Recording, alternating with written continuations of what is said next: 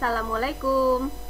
Pada video kali ini kita akan membahas model dari SDLC yang salah satunya ya. Ini model waterfall atau model air terjun. Oke. Model air terjun ini bisa juga disebut dengan model sequential linear atau alur hidup klasik. Model SDLC yang paling sederhana itu model waterfall ini, jadi lebih mudah dipahami dan digunakan. Nah, model ini cocok untuk pengembangan perangkat lunak dengan spesifikasi yang tidak berubah-ubah. Jadi kalau misalnya berubah ya sulit untuk menyelesaikan, ini harus diulang dari awal lagi ya. Pendekatan alur hidup perangkat lunaknya secara terurut, mulai dari analisis, desain, pengkodean, pengujian, dan tahap pendukungnya ya. Nah, di sini berarti tidak ada tumbang tindih ya antar tahapan ya. Jadi harus diselesaikan dulu tahap yang satu, baru bisa menyelesaikan tahap yang lainnya. Nah, kemudian hasilnya dari setiap tahapan itu, dari tahap analisis misalnya ya, itu sebagai input untuk fase tahap berikutnya ya. Misalnya tahap analisis kita sudah ada spesifikasi kebutuhan ya, atau persyaratan dari pelanggan atau user, maka itu akan menjadi input bagi si tim pengembang itu untuk melakukan proses desainnya. Nah, ini adalah bagannya atau gambaran atau desain dari waterfall model ya, dimana ada requirement analysis, system design, implementation, testing, deployment, sampai dengan maintenance. Dan dilihat di sini dia seperti air terjun bentuknya. Oke. Tahap yang pertama adalah analisis kebutuhan.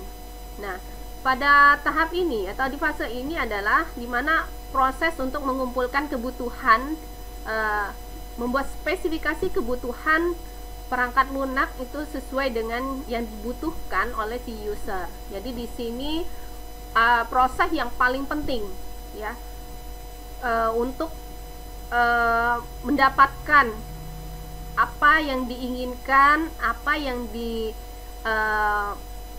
dibutuhkan oleh pelanggan atau user. Di sini harus benar-benar dibuat atau diterapkan secara detail, lengkap ya. Nah, kalau ini sudah selesai, baru bisa ke tahap selanjutnya. Jadi kalau satu tahap ini tidak selesai, maka tidak akan bisa memulai tahap berikutnya.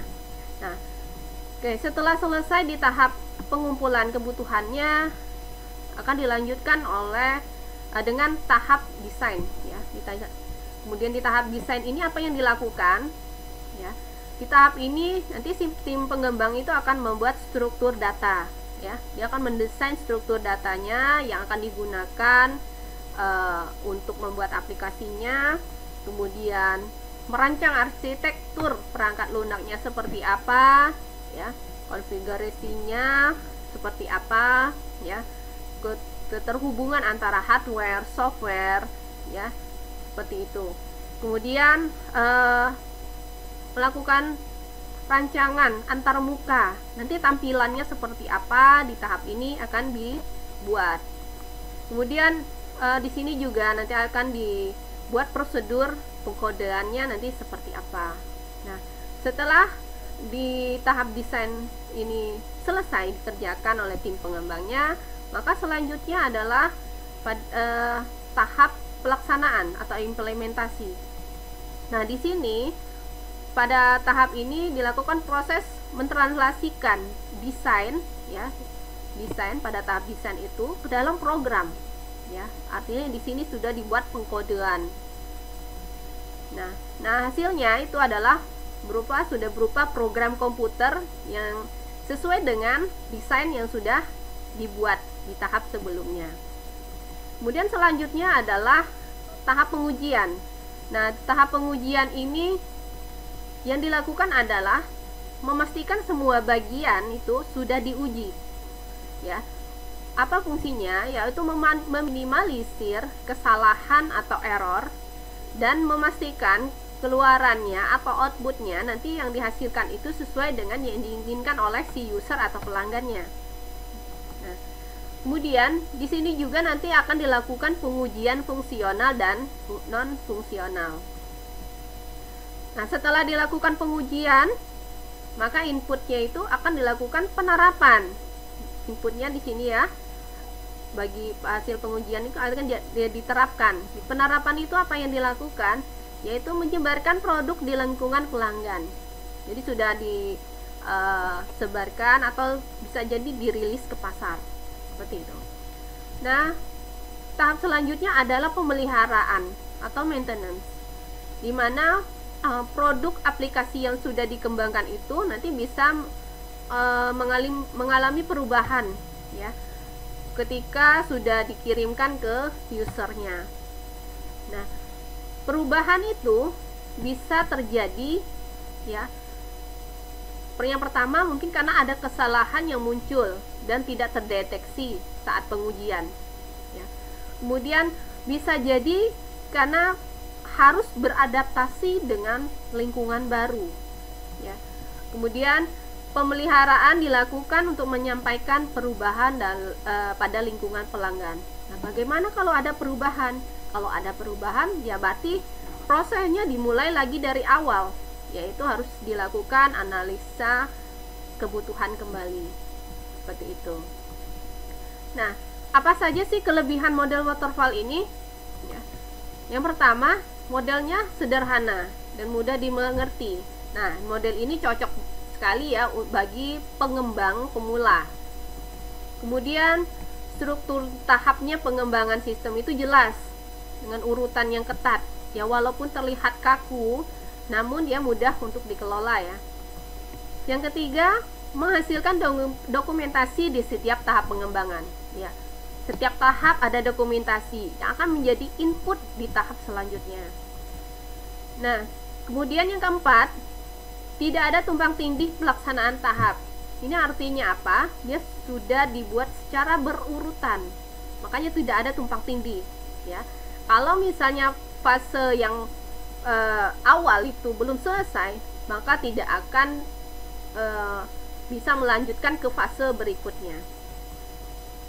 Yang kelima, model ini lebih efektif untuk proyek yang lebih kecil, di mana persyaratannya sangat dipahami dengan baik, ya. Jadi tidak bisa untuk mengembangkan proyek yang panjang dan berkelanjutan, ya, yang persyaratannya begitu kompleks itu nggak bisa. Jadi ini cukup proyek-proyek yang kecil, ya, yang spesifikasi kebutuhannya juga tidak tidak terlalu besar, tidak terlalu kompleks, ya. Kemudian yang keenam, untuk model waterfall ini pengujiannya lebih mudah karena dapat dilakukan dengan mengacu pada skenario yang didefinisikan dalam spesifikasi fungsional sebelumnya. Oke, selain kelebihan, ada juga kekurangan model waterfall ini. Yang pertama, pada kenyataannya, ya, proyek untuk perangkat lunaknya jarang mengikuti aliran sekuensial pada model air terjun. Ini jarang. Yang kedua, pelanggan sulit menetapkan semua spesifikasi kebutuhan secara eksplisit, ya. Pelanggan kadang-kadang tidak tahu apa yang mereka inginkan, apa yang mereka butuhkan, itu sulit untuk diungkapkan, ya. Jadi mereka tidak menjelaskan secara eksplisit. Nah, kalau seperti itu artinya sulit, ya, untuk ke tahap selanjutnya itu sulit, karena harus di sini harus benar-benar dilengkapi spesifikasi kebutuhannya, harus jelas, ya, baru bisa melanjutkan ke tahap selanjutnya. Ketiga, modelnya hanya bisa digunakan untuk persyaratan yang sangat tepat tersedia, yang tadi persyaratannya mudah dipahami, ya.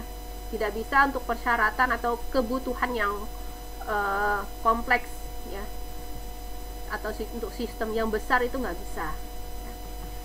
Nah, pelanggan tidak memiliki kesabaran untuk melihat program sampai akhir proyek, di mana setiap fase itu kan harus berurutan.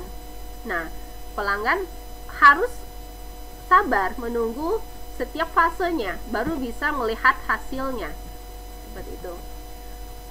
Nah, kelima adalah anggota tim proyek perangkat lunak itu harus menghabiskan waktu untuk menunggu anggota tim lainnya menyelesaikan pekerjaannya. Ya, misalnya di tahap analisis kebutuhan. Ya, kalau belum selesai, ya untuk tahap desainnya juga nggak bisa mulai, dan anggota timnya itu harus menunggu. Ya, jadi menghabiskan waktu untuk menunggu anggota tim yang bertugas di tahap analisis itu menyelesaikan pekerjaannya. Yang keenam, tidak memungkinkan banyak refleksi atau revisi. Nah, ini sulit kalau ada perubahan-perubahan, itu nggak bisa ya, karena harus mengulang. Nah, sangat sulit untuk mengubah sesuatu yang tidak didokumentasikan atau dipikirkan dengan baik dalam tahap konsep. Ya, berarti harus dilakukan konsep yang secara matang ya, sehingga tidak terjadi perubahan. Apalagi kalau tidak didokumentasikan, itu jadi sulit untuk mengubahnya. Kemudian yang kedelapan, itu sekali aplikasinya berada dalam tahap pengujian, itu tidak mungkin untuk kembali dan mengedit sesuatu, maka harus dilakukan sampai tahap terakhir, itu maintenance. Nah, kalau sudah tahap maintenance, ketika ada perubahan ya harus mengulang lagi ke tahap awal.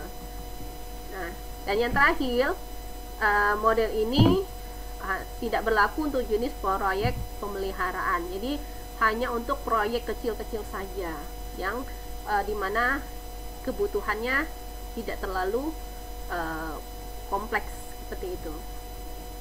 Mungkin seperti itu penjelasan untuk model waterfallnya. Semoga dipahami. Wassalamualaikum.